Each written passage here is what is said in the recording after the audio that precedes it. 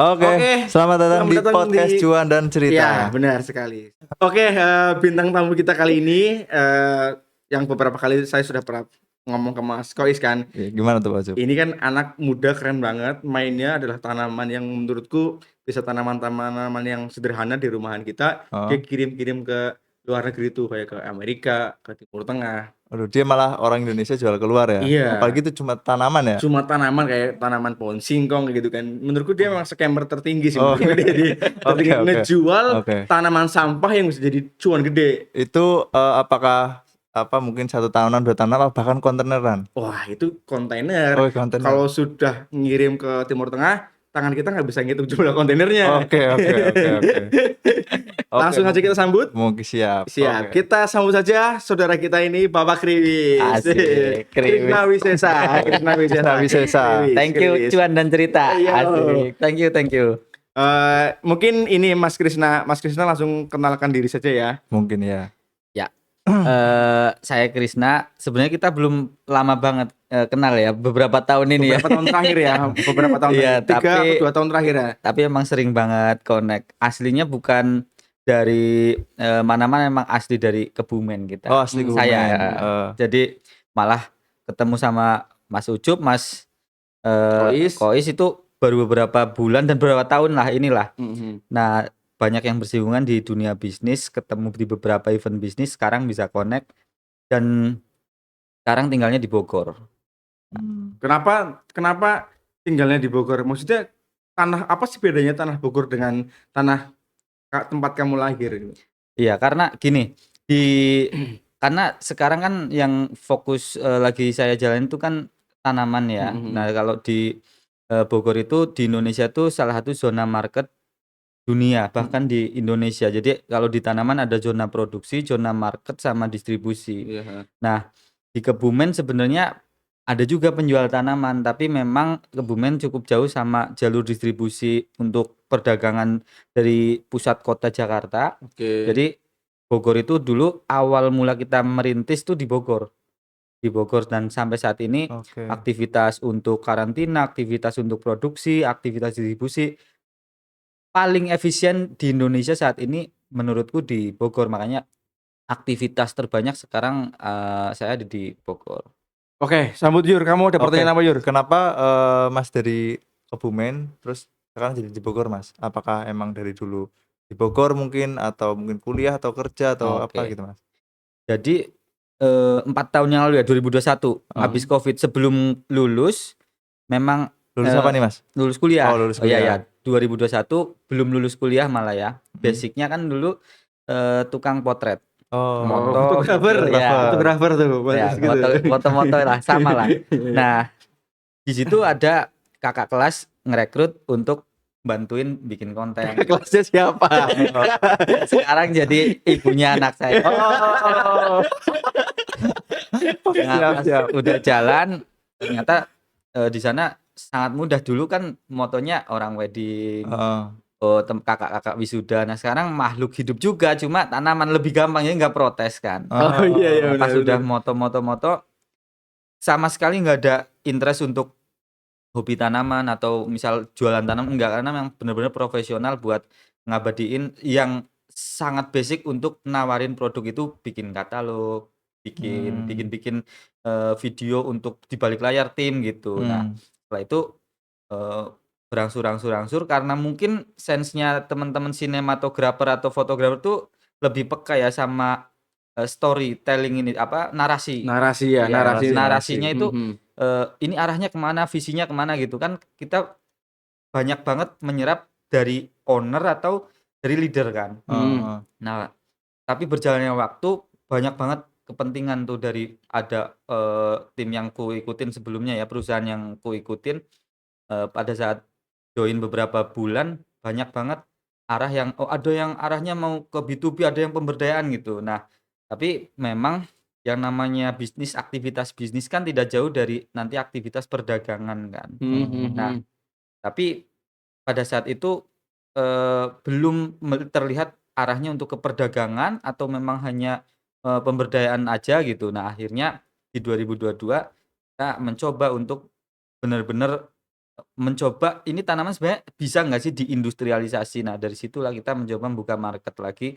Kita membuka ke Amerika, ke Saudi, membuka ikut pameran, melihat sebenarnya informasinya sih, sebenarnya apakah tanaman itu memang hanya tren sesaat atau memang ini sebuah bisnis yang sebenarnya di Indonesia potensinya besar, tapi di Indonesia tuh memang tidak tahu bahwa di dunia ini adalah ada industri yang besar yang belum terjamah gitu. Oke, Awalnya oke. itu. Oke, jadi tadi kan dari foto wedding, terus foto tanaman itu ya, Mas? Iya, Nah, tanaman. foto tanaman itu apakah itu awalnya mau dijual? Mungkin ada Masnya tahu Shutterstock nggak, Mas? Iya, Shutterstock. Nah, jadi itu diposting-posting, fotonya dijual. Apakah itu atau misalkan emang hobi atau apa, Mas? Enggak, Sid. Senangkapku tadi kan Mas Rina cerita di-hire sama kakak kelasnya Oh iya. untuk ngefoto produk. Oke. Nah, yang aku belum ketemu connect-nya itu dari dia fotografer tiba-tiba langsung terjun ke ini nih, ke tanaman nih. Iya, Gimana caranya? Apakah kakak tingkatmu ngajakin, "Oh, kamu ternyata bisa juga ya ngurusin ini, bisa nggak ngurusin ini?" Karena kamu serba bisa, akhirnya di-hire lah jadi timnya si ngurusi tanaman itu. Karena kan sebenarnya kalau menurut ceritamu tadi, founder-nya berarti bukan kamu kan, kakak tingkatmu itu sebelumnya kan? Ya itu yang sebelumnya, sebelum aku memutuskan untuk bener-bener bikin branding sendiri. Oh, Ini oke. udah terpisah nih ya. Oke, ini Mungkin terpisah. transaksinya tadi belum ada. Iya, transaksinya bener. Gimana? Jadi dulu memang saya ikut sebuah yayasan. Iya. Nah, yayasan ini bergerak di bidang pemberdayaan masyarakat. Nah, tapi pada saat itu ada interest yang berbeda. Yang satu pengennya nolong orang terus, nah tapi tidak ada cash in. Nah, sedangkan aku realistis, ya kalau memang ada bahasanya liabilitas beban hutang, gimana caranya nutupin, kan kita jualan gitu. Nah, kalau misal jualan, ya kita harus menawarkan gitu. Pada saat aku menawarkan, nggak boleh, kamu nggak boleh jualan, harus kontennya pemberdayaan saja. Dari situlah, oh berarti ini berbeda mazhab nih kita. Nah, dari situ aku dan tim beserta waktu itu udah nikah sih habis itu ya. Udah kita coba bantu jualin produk petani. Nah, ini udah bergeser tuh. Nah, akhirnya aku Tanaman di Bogor. ya, nah aku ke zona petani di Bogor, saya apa aku ini? Aku Bebas lah. ya. Nah, aku nyoba moto-motoin punya petani. Nah, ini mulai ke bisnis sendiri nih. Oke. Nyalo lah, tengkulak tapi soleh. Middleman, Bos. Middleman. Tengkulak soleh lah. Tengkulak soleh. Jadi akhirnya foto, posting. Nah, pada saat itu memang waktu yang di yayasan kita nyuplai eksportir yang sudah ekspor keluar, tapi supply-nya kan aku kan banyak ibu-ibu yang kuberdaya ini. Pas udah nyuplai eksportirnya nutup, kamu nggak boleh nyuplai ya gitu. Nah, dari situ Oke. kamu stoknya banyak, nah akhirnya membuka pasar sendiri. Nah, terus tadi ada konflik interest, akhirnya aku mulai dari nol lagi, bantu produk tani, kuulangin lagi polanya, ikut pameran lagi ke Arab, ikut pameran lagi ke misal Filipina gitu-gitulah. Iya. Dari situ banyak banget informasi yang masuk. Sampai saat ini informasi itu yang kujadikan database untuk tanaman apa yang diproduksi, sebetulnya bukan jenisnya apa ya, tapi apa tanaman yang bisa survive dibikin industri banyak dan bisa dimasukkan ke dalam tanaman indoor atau nanti dibikin tanaman garden atau landscape. Ini mungkin agak melenceng dari nanti Mas Faiz biar yang susun pertanyaan berikutnya. Sejauh ini sudah ekspor kemana aja nih Mas Krisna? Iya, kalau untuk ekspor ke banyaknya Timur Tengah, 90% Timur Tengah. Timur Tengah. 10%-nya di negara Asia. Filipina, beberapa Thailand, dan pokoknya Asia yang memang deket-deket aja di Asia. Tapi kalau 3 tahun yang lalu ini impor juga, ada yang dari Ekuador, ekspor juga ke US gitu. Cuma itu belum nemu B2B-nya. Tapi kalau yang sustain sekarang sama Saudi, memang sudah ada proyeksi untuk 1 tahun tanamannya jumlahnya berapa kontainer gitu. Oh, berarti Mas Krisna ini membantu penghijauan Arab. Berarti kan mempercepat kiamat kan? Katanya kan kiamat harus hijau kan? Nah, ini dia. Ini vendor kiamatnya, teman-teman. Panitia akhir jam. Jadi besok kalau ada Panitia akhir zaman. Ada kisi-kisi saya bisa kasih tahu lah. Udah 70% Mas hijau. Oke, tapi kenapa sih itu ekspornya tuh ke Timur Tengah gitu? Dan itu tanaman apa sih yang diekspor? Jadi Apakah karena banyak sultan yang memang nggak ngerti tanaman di sana? Apakah tanaman yang bisa ditanam di padang pasir atau gimana? Oh iya benar. sebenarnya ini mungkin lebih tepatnya kenapa bayarnya Timur Tengah ya? Iya, Oke, benar. oke. Nah, ini mungkin sambil menjawab kenapa kita dilalahnya dapat bayar Timur Iya. Tengah. Oh. Jadi dulu waktu awal-awal tuh kan kita bidiknya US. Iya. Oh. Karena US tuh sebenarnya gini, setiap bisnis saya percaya yakin bahwa di belakang bisnis itu yang menggerakkan atau yang beli konsumennya itu manusia kan. Iya. Iya, iya. Nah, akhirnya yang kupelajari sebenarnya jumlah populasi. Oh. Nah, jadi sebenarnya US itu kan berapa miliar penduduk Iya, kan. Nah, dari semua negara bagian termasuk Kanada berapa ratus juta. Nah, itu berarti market Size-nya size-nya gede iya, gitu. Makanya kita mau nembak ke sana. Tapi US itu ternyata banyaknya kolektor item tanamannya. Sedangkan kolektor item itu yang mahal-mahal atau gimana? yang mahal-mahal, Oke. endemik Indonesia yang mahal, tapi itu nggak bisa diindustrialisasi secara massal. Oke, oke. Dengan teknologi konvensional saya pribadi tim belum bisa. Oke, oke. Nah, ada sih teman-teman yang bisa, cuma tetap saja itu butuh waktu gitu. Nah, akhirnya semua market kita coba, Timur Tengah ikut pameran, ada peluang pameran ikut gitu. Nah, itu yang dilalahnya ada pameran di Bahrain ikut. Nah, di situ connect sama beberapa orang yang memang pemain tanaman dari situ, mereka ngasih list, ternyata pas kulihat listnya kok nggak ada yang aku punya gitu. Ini jenis tanaman baru dan ternyata tanaman itu kan sesederhana apa yang bisa tumbuh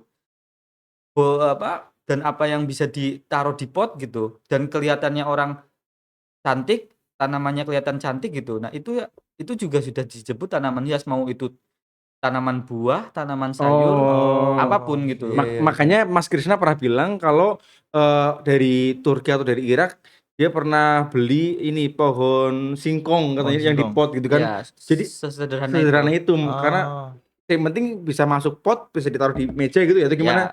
Ya, dan bisa dikirim dalam 30 hari di kontainer hidup. Oke. Gitu. Nah, itu yang skill itu sebenarnya yang memang kita belum punya, khususnya orang Indonesia. Akhirnya list itu kupelajarin, ternyata tanaman-tanaman itu adalah tanaman yang tumbuh liar. Bahkan mungkin kita nggak ngeh.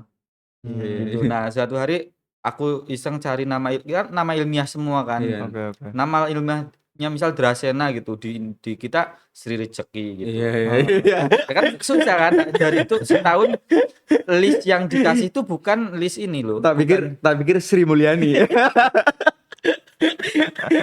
Langsung baca Lacak langsung. ya jadi Sri Rejeki, banyak banget nama-nama kayak apa namanya Suji, terus ada Hanjuang gitu. Nah, itu nama-nama basic lokal dan nama-nama daerah, dan tiap daerah punya nama sendiri, tapi basicnya nama botanical name atau nama ilmiahnya Dracena.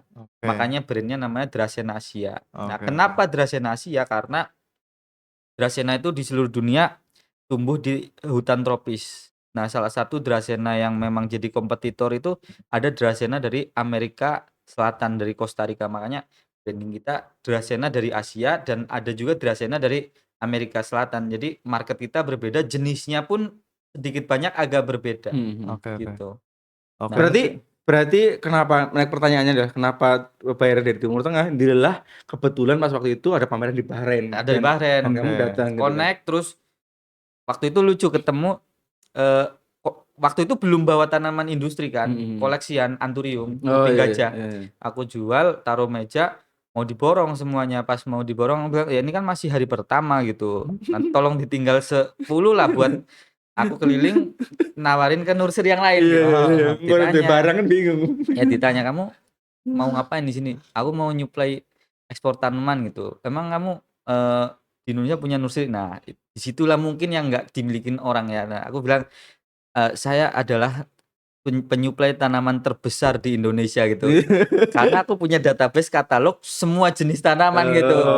Ya kan, penyuplai jenis tanaman nggak harus punya tanaman sendiri kan, yang penting ada katalog database ya kan. Oh ya udah, berarti akhirnya ternyata yang aku ajak ngobrol adalah kebetulan penyair Raja Bahrain.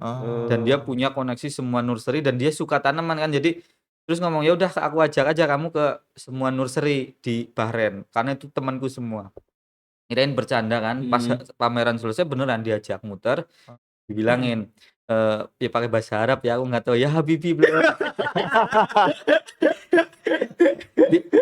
Ini aku punya teman yang sangat gentleman dari Iya, iya. Indonesia bilangnya gitu kan. Nah, aku nggak tahu terus habis itu tawarkan gitu. Pas ku tawarin tanamannya kan anthurium kan. Heeh. Harganya udah tinggi kan. Berapa Mas? Ya, Berapa tuh boleh tahu?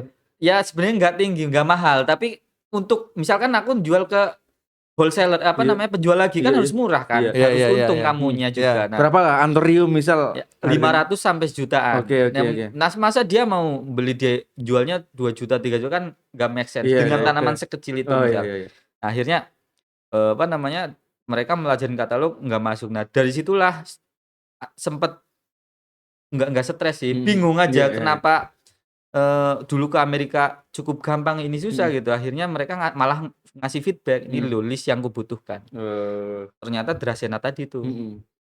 Aku lihat, oh ini Dracena Dracena liar, habis itu setahun semua orang yang kukenal ngirim list, tapi setahun itu aku nggak nyuplai, tapi eksperimen.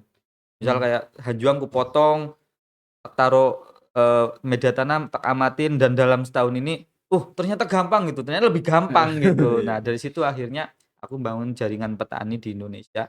Ada yang dari Sukabumi, ada yang dari Subang, dari seluruh, tempat yang memang tanamannya sudah bukan budidaya tuh, emang sudah dibudidaya liar aja, bukan sengaja dibudidaya. Misal jadi pager, ini ada sehektar. Nah dari situ aku beli, gitu. Oke Oh. oke. Oke mungkin, biar teman-teman mungkin ada bayangan ya, mungkin bisa di-follow dulu akun Instagram-nya Mas Krisna, Krisna Mhm. Wasesa, Iya, bisa Krisna dicek di atas Wisesa. ya, Mas. Nah, nanti bisa di Bisa editor gitu. dicek, ya. Oke, mungkin itu Krisna untuk Wisesa. Instagram-nya Krisna Wasesa, bisa Iya. dicek di atasnya. Nah, Oke, terus ini, di Instagram-nya Mas Krisna kan ada tuh, founder dan CEO Abipraya Eksportia. yes. Nah, itu apa, Mas? Nah, ini mungkin yang tadi pertanyaan dulu, belum kan dari Kebumen kok langsung ke Bogor tanaman. Jadi, sebenarnya tanaman tuh bukan goals utama saat ini untuk Goals utama masuk surga. panitia kan tahu kis. Kayaknya semua ada itu. Nah, jadi Abipraya itu bahasa Sanskerta yang artinya harapan. Oke Eksportia ya eksportir gitu. Jadi oke. harapannya tuh ekspor itu, jadi kalau Abipraya Eksportir Indonesia itu harapan eksportir dari Indonesia gitu. Jadi bukan tanaman spesifiknya, tapi memang Oh, saat ini dikasih jalan masuk ke pintu dunia itu melalui tanaman atau produk hidup. Ya oke. mungkin ini jalan dikasih tantangan yang tersulit dulu, besok kalau ada produk, mau itu kokopit, ya Oke. kan, mau itu Oh. baju gitu, Oke Iya, iya, oke iya. oke. gampang Mas Iya misal iya. gitu kan. Jadi dan aku juga impor, jadi aku bisa merasakan kalau dibalik aku jual ya dia harus mikir di sana ngeluarinnya gimana, biaya kirimnya gimana. Jadinya aku ketika kadang-kadang ngasih penawaran harga, harganya sudah masuk karena aku udah paham kalau pembeli lagi dalam jumlah banyak, yang dia pikirkan nggak cuma jenis tanamannya bagus enggak, tapi dia bisa jual lagi enggak, dan dia bisa untung lagi enggak gitu. Oke. Baik, Ini Abipraya Explorer itu kan ada beberapa akun lagi ya di Iya, dalamnya ya? Itu ada mungkin ini, akun perusahaan ya, Mas? ya yang ini Oke, akun PT, akun PT. Oke, perusahaannya. terus di bawahnya itu ada akun-akun Dracaena, Apex Farmhouse, sama Garden Apexi Center, ID, ya, terus Apex Garden ID, Garden Center. Garden Center, sorry. Nah, itu bisa dijelasin nggak, Mas, itu akun-akun apa, Mas? Iya, itu sebenarnya kita sesuaiin dengan kebutuhan, konsumen kan. Oke Kalau Apex Garden Center tuh induknya sebenarnya. oke. Jadi kayak holdingnya ya dia ya? ya holdingnya Oh, dari Apexia ID, Apex Farmhouse dan Dracaenasia. Iya, iya. Jadi oke ini ada tempat garden. Nah, ini senternya dari semua. Ya Oke. oke. representasinya ya tempatnya gitu. Nah, Mhm. Apex Indonesia itu Apexia ID itu pasar retail B2B dan B2C untuk kolektor item untuk ekspor. Oh, itu cuma Mmm. tanaman-tanaman kolektor ya? Iya, Oke. dan endemik. Misal kayak tanaman anthurium, Scindapsus, Philodendron, enggak begitu paham. Iya, Iya. nama-namanya Tapi itu nama-nama range harga berapa, Mas, kalau iya, Kalau harga jual kan kita B2B ya, mhm. ya, oke. di angka 200, 500, ada yang sejuta, ada yang 2 juta gitu. Jadi semua jual B2B atau ada B2C-nya juga, Mas? Jadi agent atau partner kita yang di negara itu sebagai agent, Mhm. Oke mereka yang jual ke B2C-nya, konsumen, ya. konsumennya. Ada oke. juga dengan cara pameran ada di, Filipina, Mhm. Oh, kita join bawa tanaman sendiri, ketemu langsung sama konsumen kita jual. Terus Oke. nah itu B2C-nya gitu. Oke. Nah, kalau ya 2 itu sih yang dominan Pest Aku boleh Indonesia. nanya harga nggak nih? Boleh Misal boleh. berapa sih pernah tanaman hias yang paling mahal misalnya Oh, harganya paling mahal. berapa? Yang ada atau yang pernah ku beli atau ku jual? Iya, yang pernah dijual dan pernah beli coba misalnya. Kalau yang pernah ku beli nggak terlalu mahal ya, karena memang termasuknya aku pemain baru. Iya. Itu di angka 10 sampai 15 juta. Iya. Oke. Itu karena tanaman tuh mutasi. Iya. Oke. Ya, tapi kalau jual ya sama di angka 7 juta sampai 10 juta per Per planting. item. Per item. Per item atau apa per daun? Pernah dengar per daun tuh Iya, masalahnya? per daun juga. Per daun. Per daun. Per Per daun daun. ya. Ya, per daun. Tapi kalau di segmen kolektoran yang ku tahu range-nya ada yang sampai 1 miliar. 1 miliar. 1 miliar. Kayak tanaman yang bonsai. 1 miliar. Iya. Apa jenis apa? Monstera sih. Ada Itu namanya tanaman nggak bisa mati apa gimana, Mas? Jadi ada jenis baru yang bermutasi. Oh, oke. Gitu. Misal ini rumput ya kan. Rumput ini tahu tumbuhnya lama. Tahu tumbuhnya lama umumnya hijau. Iya. Nah, ini ada kelainan albino putih. Oke. Udah mah putih, bentuknya ngeblas unik gitu. Iya. Dari situlah menjadi langka karena itu hanya satu-satunya di Indonesia atau di dunia. Berarti kan sebenarnya itu tanaman cacat. Persis. Iya nggak? Tanaman cacat benar ya. Iya kan? Bahasanya ya. Tanaman cacat 1 miliar ya. 1 miliar. Mending aja. beli BTS. Oh iya. Iyalah. Sepakat. Mending beli BTS. Oke, Bener-bener. Dan ini tanaman kan disuplai dari Masnya dari Bogor kan, Mas? Sebentar. 1 miliar tanaman cacat cuy. Enggak masuk akal. Tanaman cacat. Lanjut Is. Oke, lanjut. Jadi ini kan suplai ke dari Timur Tengah Iya. dan negara-negara lain itu kan tanamannya dari Bogor ya, Mas? Iya. Nah, apakah tanamannya itu di budidaya atau gimana, Mas? Apakah di Bogor sebesar itu bisa suplai ke mungkin Timur Tengah Iya. atau gimana, Mas? Kebanyakan Jawa Barat. Oh, di Bukan Jawa hanya Barat. Bogor ya. Oke. Jadi Bogor, Sukabumi dan sekitarnya, Subang juga, Purwakarta ada untuk Dracena.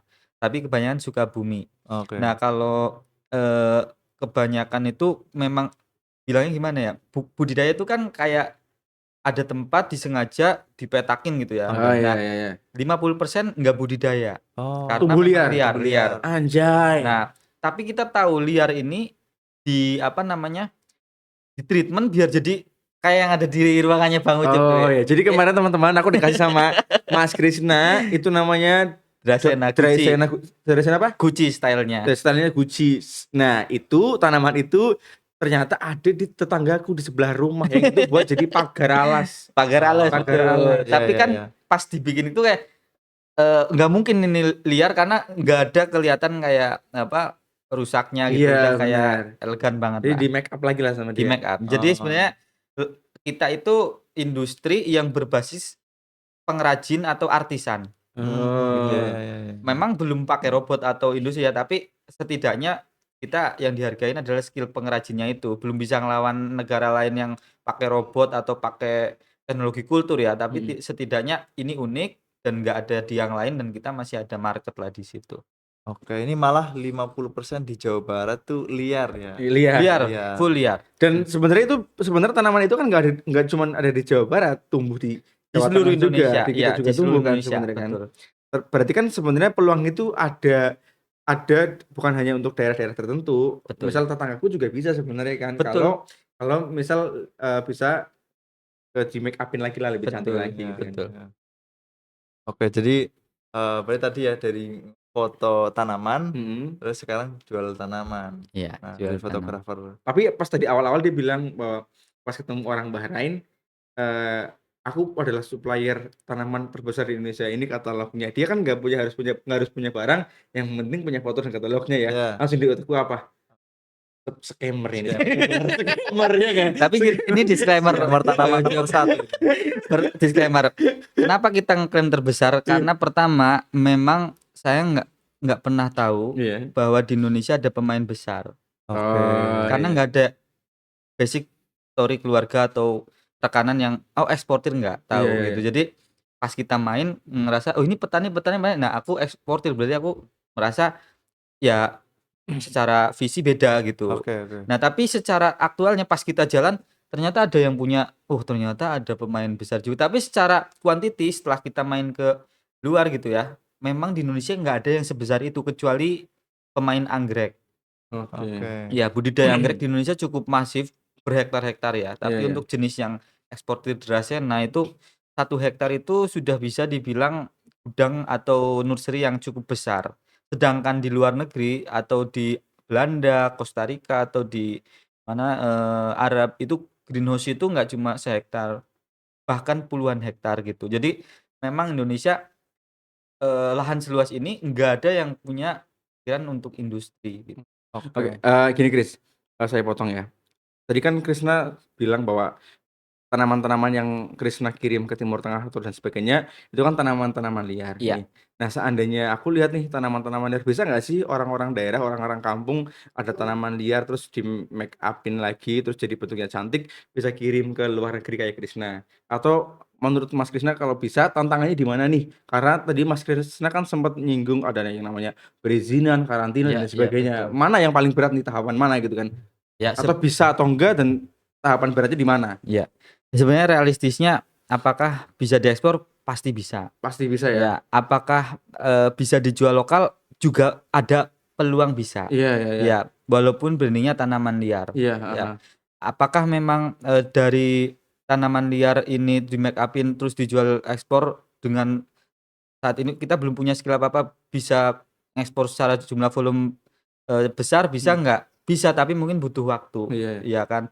Butuh informasi yang cukup juga. Nah, kalau melihat dari, tantangannya ya sebenarnya, sesederhana sebenarnya siapa sih yang mau beli tanaman dalam jumlah kontainer? Pasti orang yang punya tempat bisa nampung kontainer sekontainer Mhm. gede Mhm gitu. mhm. Sekontainer kan mungkin sekitar 2.000 meter tanaman kalau Mhm. dijembrengin Iya gitu iya. kan. Berarti kan pembelinya harus besar juga gitu. Mhm Nah, mhm. ada nggak pembeli retail atau eceran di sana? Ada, tapi dia punya izin nggak? Nah, itu tantangan-tantangannya tuh. Jadi kenapa kita bidiknya langsung, yang bisa beli kontainer ini ya nursery gede gitu. Mhm. Kalau ada yang eceran mau beli bisa nggak di luar negeri, kita ekspor beli 10 gitu, Mhm. dia nggak punya regulasi gitu. Ya Oke. yang berat di regulasinya atau di Ya apanya? merekanya juga regulasi dan di kita Oh, akan sangat tinggi. Misal harga tanamannya 10.000, iya. ongkirnya kan nggak memandang harga tanaman, Mhm. kilogram. Oke. Misal sekilonya harganya, 100.000, 10 kilo sejuta gitu, Iya iya. tanamannya cuma harganya 100.000 Iya kan iya. nggak balance. Iya Tapi iya. kalau satu kontainer mau itu jumlahnya berapa, perizinannya tuh harganya Publikasi? iya terjangkau gitu. Ya Oh, hukum quantity lah iya ya. iya iya Nah iya. jadi, akan sangat kompetitif kalau ngirimnya banyak gitu. Perizinannya harganya bayarnya juga cuma segitu. Mhm. Terus biaya kirimnya jadinya per tanaman kenanya nggak lebih dari $1. Mhm. Misal satu tanaman harganya 10.000 jadinya plus 27.000. HPP jadi ya sekitar 27.000. Mereka bisa jual di angka 100 sampai 200.000 gitu. Jadinya sangat kompetitif gitu. Tapi kalau kita yang baru mau mulai sebenarnya nggak harus ekspor, mending make up-in tanaman, ya mungkin diawali dengan suka, "Oh ini menurutku bagus," mata orang Indonesia sama Arab tuh kan nggak beda Iya iya. sebenarnya. Oh. Maksudnya nek Mas Bang Ucup lihat, "Ih iki cantik banget nih." Ya Mhm. kira-kira yang kayak Bang Ucup ngomong cantik kayaknya nggak cuma Mhm. Bang Ucup, Iya yang iya. lain ngelihat bagus gitu. Nah Iya tapi iya nek iya. daun tanaman di tanah nggak dipotin, potnya jelek-jelek, ya pasti orang Arab juga kira-kira ngomong kayak gitu juga Mhm. Oh, gitu. iya iya Itu iya iya. sebenarnya cara ngukur ini bisa bagus apa enggak, basic-nya itu. Baru nanti kita ngelihat, eee, tes market. Nah, seringnya aku connect ke buyer bilang, "Ini udah ku make up-in tuh kerajinan kayak yang di meja tuh, Iya. menurutmu bagus nggak?" Gitu. Ya bagus, tapi aku nggak tahu marketnya, sana bilang gitu. Iya "Oh iya. nggak apa-apa, kukirim ya 100, habis itu kamu tes market, di-marketing-in di sana, gimana responnya?" Ternyata pas kukirim seminggu, langsung booming, meledak, habis tuh, Mhm. langsung pesen lagi gitu. Iya Jadi iya. sebenarnya ya kita ada biaya, nggak tahu ya namanya, marketing atau apa Iya ya, iya iya Iya iya ya iya iya biaya iya. iya iya. entertain itu Iya. untuk ya AB testing di Paham situ. paham. Karena Oke memang kalau oke. di Indonesia ini liar, di-make up-in kayak apa, orang yang punya tanaman jenisnya yang sama akan cenderung malah ya bahasa ini ben aja kasar, ya ngejek lah, Iya. orang liar nyumbet duwe gitu, Iya iya. aku juga punya gitu. Iya iya. Jadi malah nggak support, malah Iya iya iya. malah maunya malah mau murah atau malah nggak beli, malah Iya. ya punyaku aja nih yang dibeli Iya. gitu. Jadi Iya. untuk menghargai value cukup di Indonesia enggak semuanya sih. Iya, iya. Ada kasus-kasus begitu. 90%, tapi 99. 99%. nggak semuanya 99%. Aduh, gimana ya? Oke, tapi tanaman yang diekspor terbanyak itu apa? Yang Dracaena itu? Iya, sekarang jenisnya laki bambu. Laki bambu Laki bambu itu paling laris lagi. laris. Sebenarnya nggak cuma dari Indonesia, dari Cina juga ada laki bambu. Jadi beruntungnya ada jadi tanaman tuh kayak mungkin fashion ya. Ada branding, nggak usah aku jualan, udah di dunia ada branding Orang sendiri. udah tahu gitu ya. Iya, teredukasi. Iya, teredukasi. Nah itu nggak tahu apakah memang itu mitos atau apa, aku nggak tahu. Jadi Sri Rezeki kan di Indonesia kan, ya kan? Seribu dari terus lanjut. Tanaman pembawa keberuntungan. Sih, tapi si Allah bikin. Iya. Ekonominya ini sebenarnya. Kalau dunianya bukan tanaman, pembawa keberuntungan yang lain. Iya, boleh. Boleh. Saya mah purbaya aja saya. Jadi pas kita bikin, ini tanaman pembawa keberuntungan, mereka udah teredukasi, tinggal kita deal-dealan tawar-tawaran harga ikhlasnya kita, saya untungnya berapa gitu. Tinggal ditawarkan, oke ini kuantitinya A, B, C, D, karena emang selain tanaman itu ditaruh di indoor, dia ada cerita-cerita tersendiri yang sudah dibangun sebelum kita Mitos jualan. ya itu Iya berarti ya? kan tadi aku cerita ada Dracaena Asia, Iya. ada Dracaena Amerika Selatan. Oke. Nah dari Amerika Selatan ini yang sudah pada nge-branding, ada yang Brazilian Wood, ada yang jenisnya Dracaena, pokoknya Dracaena Golden. Jadi tanaman Dracaena kayak orang-orang tuh mengidolakan karena ada cerita khususnya gitu. Kalau di Indonesia rezeki, mungkin kalau ada pohon pule, pernah dengar nggak? Iya, pernah. Pernah. Itu ada filosofi sendiri. Yang Kamboja gitu kan. Iya, Kamboja iya. kan di Indonesia taruh makam. Padahal sebetulnya aku juga ini belum tahu nih kenapa di makam tuh banyak tanaman-tanaman yang berbunga indah gitu. Mungkin orang Indonesia punya pandangan bahwa surga itu indah jadi berbunga-bunga gitu kan. Iya. Tapi ini disclaimer ya, kalau kita ngambil tanaman liar bukan ngambil dari makam. Malah ke tanaman. Jadi gitu. Jadi emang benar-benar tanaman punya branding sendiri. Tapi anehnya di Indonesia tanaman yang sebenarnya di dunia diidolain dilalah banyak tumbuh liar di makam. Dracaena pun sebenarnya banyak. Aku malah agak tergelitik sama si Mas Krisna ketika bilang bahwa pohon-pohon ini, bambu ini ada mitos-mitosnya kan. Iya. Kayak berarti kan kayak si apa jenenge kayak koi gitu kan. Ya persis. Dan sama dia diekspornya ke Timur Tengah. Ya. Tak pikir setelah era kenabian menghancurkan berhala, mitos-mitos itu udah hilang kan. Nggak ada tuh berhala-berhala lain kan. Ternyata sekarang ada berhala nih, berhala tanaman gitu kan, mengandung sendiri rezeki gitu kan. Iya, tapi itu ada aliran gitu yang bukan agama nih, tapi ya maksudnya di Eropa juga mengalir itu. Nah, Arab juga ya, tapi sebenarnya secara kesehatan nih sebenarnya. Itu mungkin Arab maklum sih. Kayak podcast stand up comedy. Lanjut.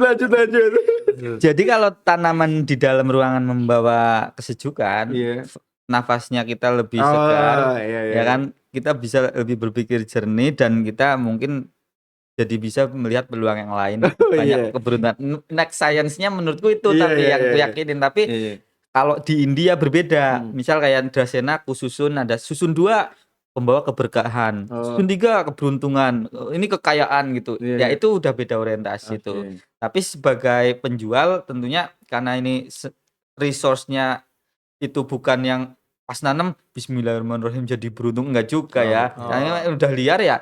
Kita sangat profesional di cutting, udah industri aja yang berapa senti. Nah, kita jual susun sesuai permintaan. Di sana brandingnya mau laki bambu atau bambu hok, ya kita sebenarnya nggak peduli sih. Oke. Gitu. Tapi untuk itu per bulan kirim Mas? Kirim ke per bulan, keluar. per minggu.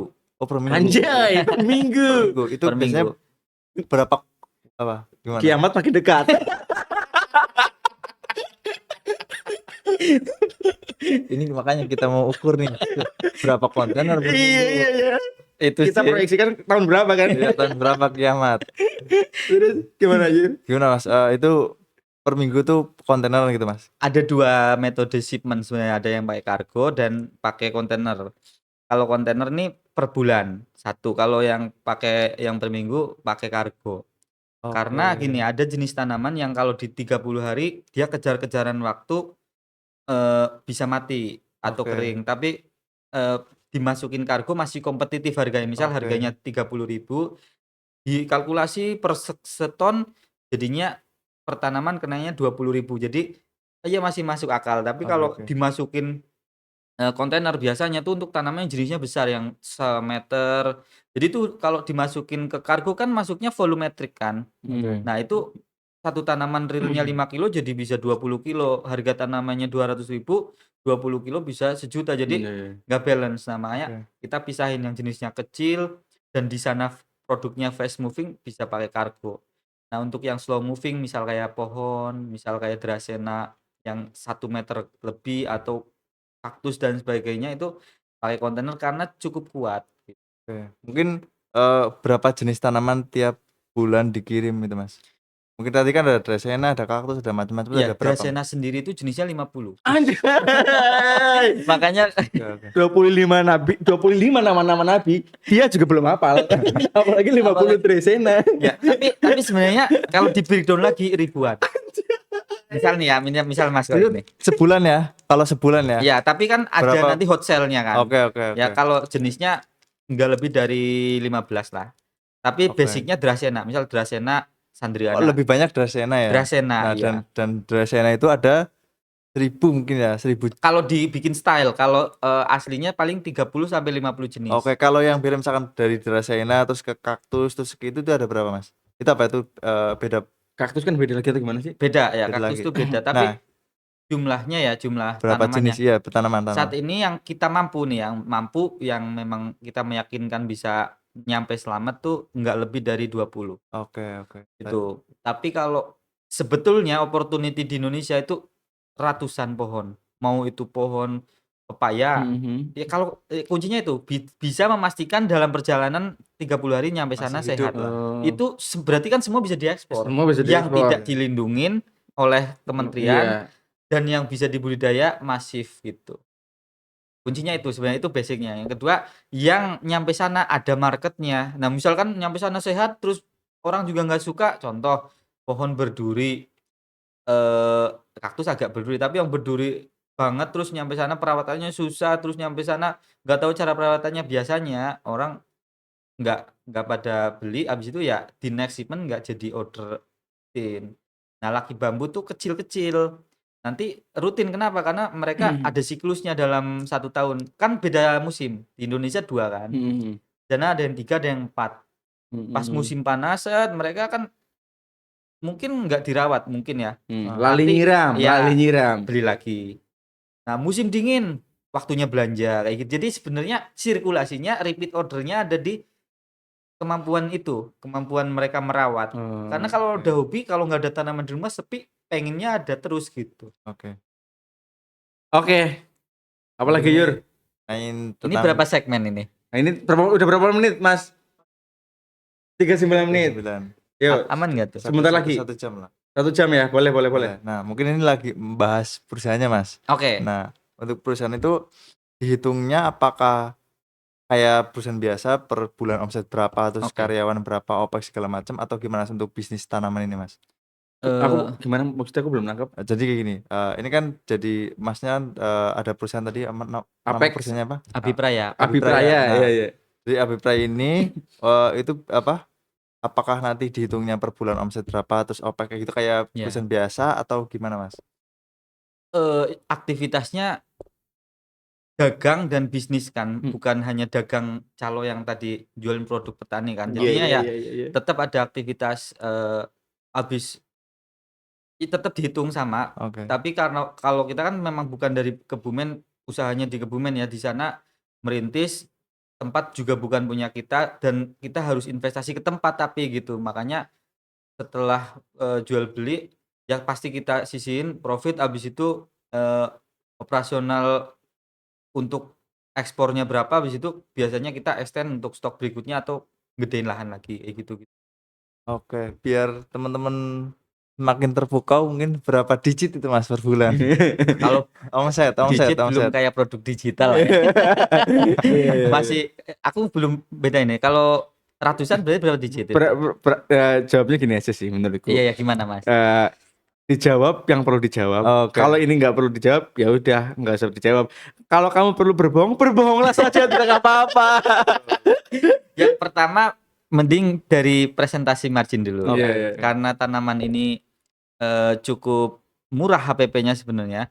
Ya, jadi kita masih bisa meningkatkan margin lebih dari 70% umumnya lah ya. Kalau misalkan belinya modal segala macam 10.000, kita jual 30.000 kan, itu masih sangat aman. Jadi ketika buyer DP-nya cuma 30% sebenarnya udah nutup untuk produksi. Iya. Pas 50% itu sebenarnya udah aman. Yang kan biasanya kita di pelunasan tuh ketika barang itu dokumen terbit itu sekitar seminggu pas kapal jalan. Nah, itu sebenarnya enggak resiko amat, dan ketika ada resiko tanaman mati ganti pun kita masih aman sangat gitu kan. Karena marginnya 70% tadi kan. Lebih kan. Iya, itu pertama. Kedua, kalau jumlahnya, kalau setiap minggu kargo itu sebenarnya ini yang baru kulakuin ya. Kalau kapasitas kita besar sebenarnya bisa lebih. Kapasitas kemampuan produksi kita gitu. Kalau kontainer itu angkanya sekitar $10.000 sampai $15.000 satu kontainer. Ya tinggal dikalkulasiin aja. Tapi kita bermain resiko sebenarnya. Kalau resiko yang besar, marginnya malah kuturunin. Jadi kalau ganti kita nggak terlalu tinggi gitu. Nah, kalau kargo itu marginnya kutinggiin karena cepet dan biaya cost-nya tinggi kan, jadinya aku ngambil margin cukup tinggi di kargo. Yang kargo itu kan yang tiap minggu kirim itu kan. Iya, nah kalau yang kargo biasanya 20 sampai 25 box itu 60 sampai 70 jutaan lah. Gitu. 9 digit lah ya per bulan. Berapa digit itu? Enggak tahu itu 9 digit itu kata dia. 9 digit. 9. Kalau digit depan apa belakangnya? Enggak tahu aku. 3 digit. 3 digit ya. Iya, kira-kira gitulah. Jadi itu tapi aku gimana? Tapi itu disclaimer ya, karena memang kita belum mampu secara produksi hulunya gitu. Karena kemarin akhir tahun kan masa pitching kan, masa untuk ngasih penawaran. Pada saat itu kita bukan nerima order, malah kita nge-reject karena kita tahu kita nggak ada barangnya. Jadi memang sudah diproyeksiin satu jenis 30 kontainer. Anjay. Itu. Berarti kalau nominalnya sekitar $15.000 kan 3 kali 15 yang $450.000 kan. Ya. Tapi yang di kepala aku tuh bukan angka cuy. Kiamat makin cepet. 40 kontainer cuy. Tapi ya begitu kita reject dengan alasan ya daripada kita bahasanya lebih scam lagi tuh kan. Ya aman-aman Pak gitu. Ternyata malah pas menuhin di bulan kedua aja udah stoknya nggak ada gitu. Nah, itulah setelah kita ngedein market di luar, sebenarnya Indonesia atau kitanya yang belum siap. Karena mungkin tanaman itu butuh waktu tumbuh. Karena misal si tadi orang Arab yang mau menghijaukan gurun itu butuh 40 kontainer lah. Karena yang dibeli waktu sih. Yang dibeli waktu kan. Karena untuk tumbuh satu jengkal mungkin butuh beberapa 3 bulan. 3 bulan. Nah, kita yang bisa. Mas Ucup tuh 2 tahun umurnya. Nah, 2 tahun bisa menotong. Iya. Semeteran. Kan memang yang dibeli, jadi ya itu memang nggak bisa untuk di scale untuk sekarang. Kalau menurutku ya, kalau dari petaninya nggak bersatu, nggak ke-connect satu sama lain, kayaknya agak susah kan. Betul, dan itu yang agak menjadi tantangan, menyatukan mindset petani gitu. Kita berbicara industri, mereka bilang ordernya dikit amat. Pas kita turunin, emang kamu kuatnya berapa? Ya 100 lah, siap. Padahal satu kontainer muatnya 4.000. Nah, jadinya kamu nganggap 100 banyak, kita nganggap 1.000 kurang kan. Jadi gap kesenjangannya tinggi sama petani kalau itu. Makanya untuk mengurangi energi untuk jelasin ke petani, kita seleksi banget sih. Ada yang kita budidaya sendiri, petani kita kasih per 10-20% dari stok kita gitu. Jadi nggak semuanya kita pakai petani semuanya, karena emang kalau kita maksimalin pun petani punya lahan paling 1.000-2.000 meter. Dan dia pasti sendiri biasanya. Oh iya benar. Gitu. Untuk ini untuk penjualan emasnya kan dulu awal-awal pamer. Nah, itu untuk buat teman-teman yang mungkin newbie friendly yang mungkin sekarang lagi suka tanaman segala macem, mungkin langkah-langkah awal buat kayak Mas Krisna tuh gimana Mas? Menurut Mas Krisna? Apakah ikut pameran masih work atau enggak gitu ya Iya, berarti? atau Iya. atau kalau mungkin kalau pameran itu cost-nya tinggi ya, belum Karena mikir mesti ya yang benar-benar ekspor atau enggak harus ke sana, kalau ke sana mungkin enggak semua orang uang buat ke sana mungkin ya. ya benar. Nah Maksudnya ini ekspor ya maksudnya? Atau gini deh, bisa gini nggak Mas Kosis, menurut Mas Krisna setelah beberapa tahun menjalankan bisnis ekspor impor, untuk newbie, untuk pemula, bagusnya mulai dari mana sih? ya, Atau harus Oke, ekspor impor atau gimana gitu kan? oke. oke.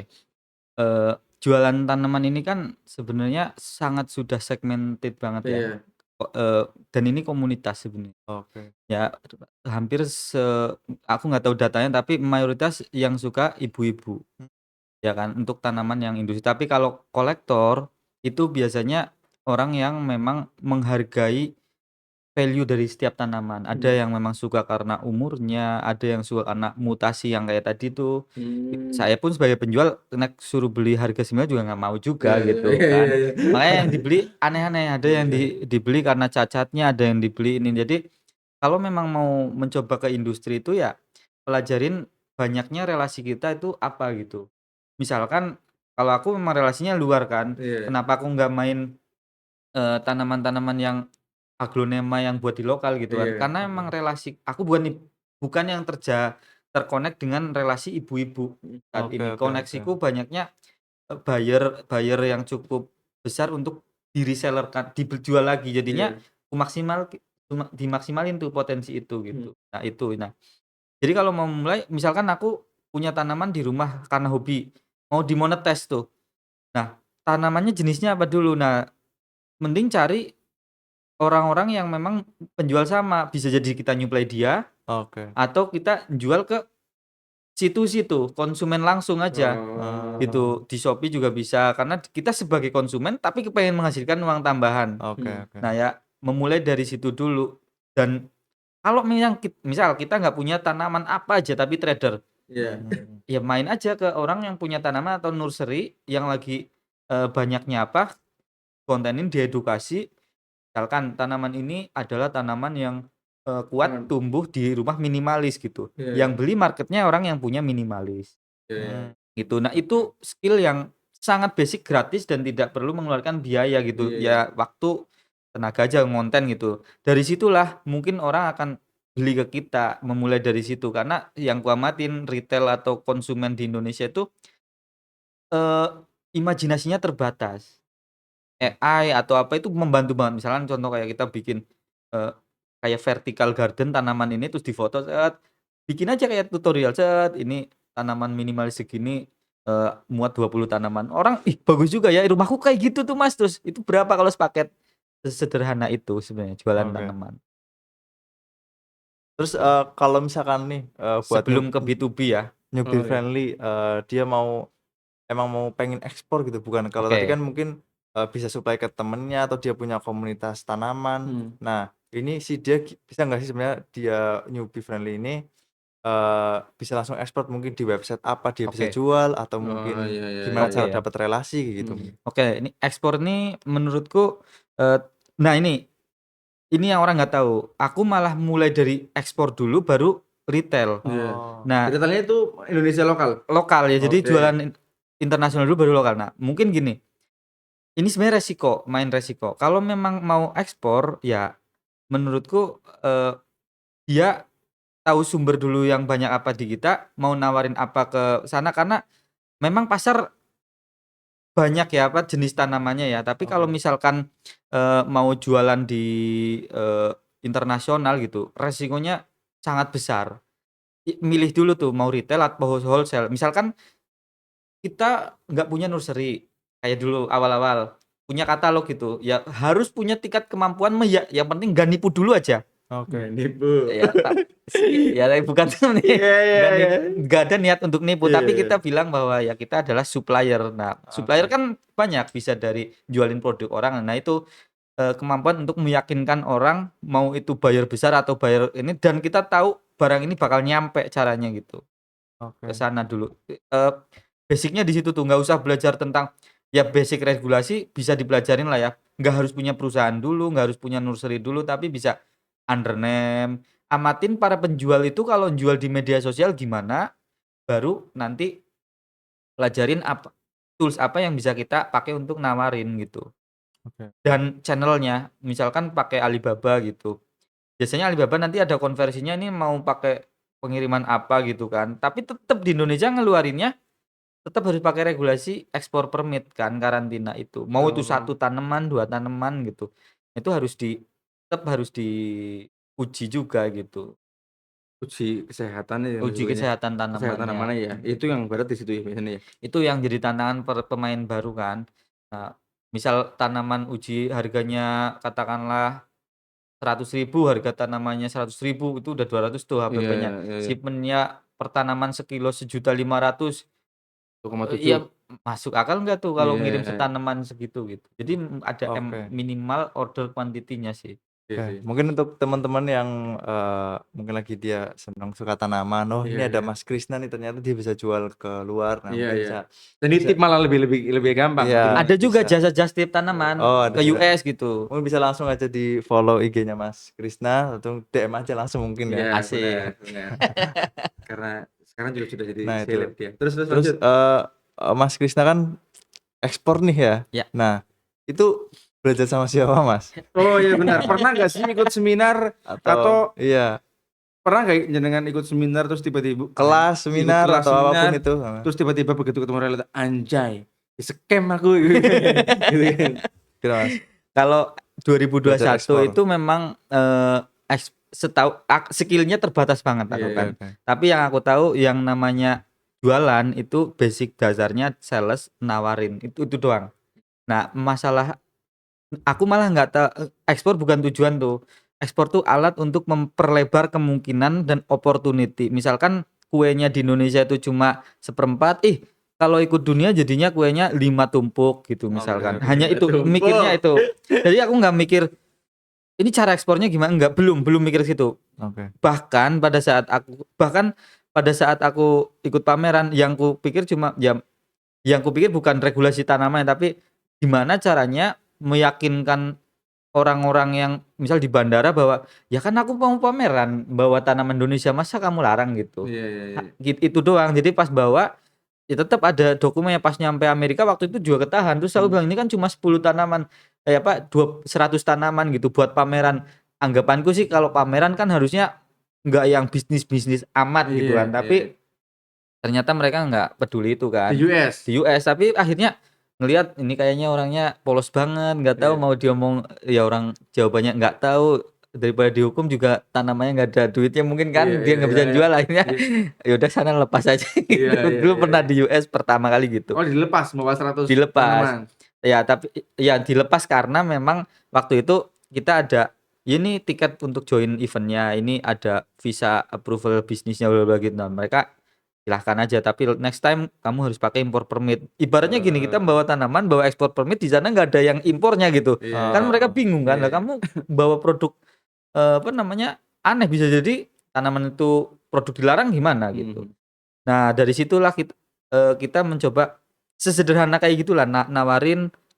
Habis itu mereka bilang bisa nggak ekspor berapa box, kita cuma bilang bisa tapi memang nggak tahu caranya. Habis itu baru nyari tahu gitu. Nah dari situ mungkin karena apa namanya, karena banyak kasus ya, yang pertama kali ngirim hancur semua gitu. Oke oke. Ini mungkin nggak pernah orang tahu gitu. Oke. Selama 2021 sampai 2024 kan memang udah pernah ngirim, tapi nggak pernah ngonten. Jadi kita fokusnya cuma sebenarnya ini tuh goal ending-nya gimana sih gitu. Waktu itu waktu ngirim pohon hampir 6 kontainer awal tuh. Itu order kontainer pertama. Habis itu nyampe sana mati semua gitu kan. Ya hal-hal kayak gitu yang jadi pembelajaran kita cari tahu lagi. Tapi puncaknya nih ya, ini puncaknya pertengahan tahun kemarin kan, waktu aku mengetahui bahwa AI itu membantu. Ya ChatGPT ini sangat support. Waktu itu aku penasaran, ChatGPT kan aku nggak tahu kalau itu alat untuk brainstorming. Iya, Yang karena bahasanya ChatGPT kayak paling chattingan gitu kan. Iya, Pas iya. aku coba bikin offering, bikin banyak cash lah.